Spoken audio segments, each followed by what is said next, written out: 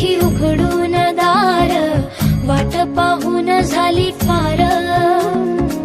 चिंता हरून देवा थकला असणार, दे माझ्या खांद्यावर भार. थोडा इथं टेकून जा, घास खाऊन माझ्या हातातला.